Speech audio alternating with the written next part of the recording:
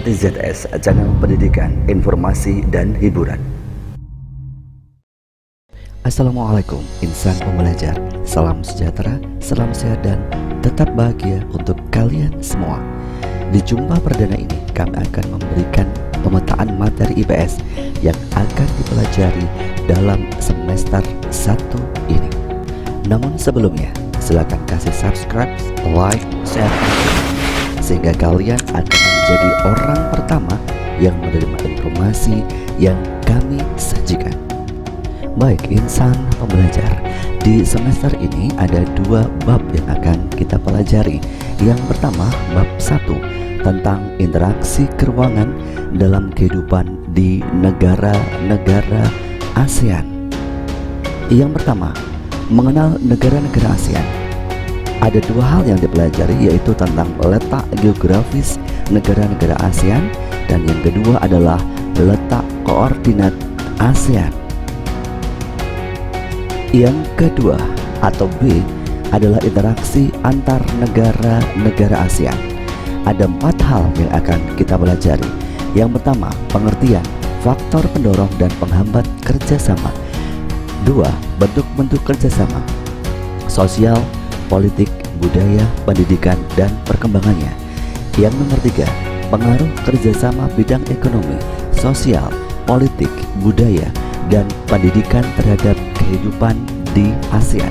Dan yang keempat adalah upaya-upaya meningkatkan kerjasama di antara negara-negara ASEAN.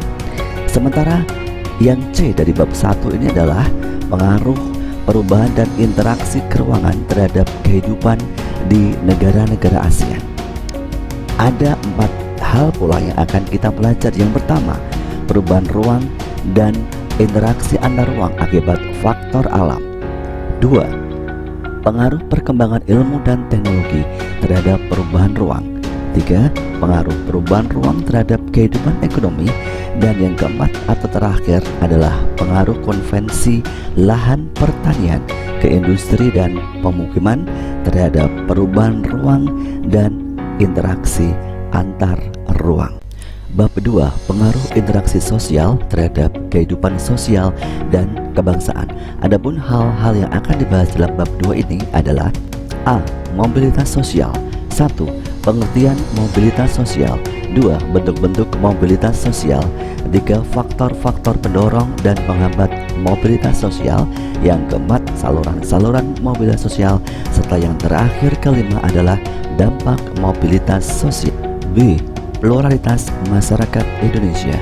Ada 5 hal yang akan kita pelajari. Yang pertama, perbedaan agama.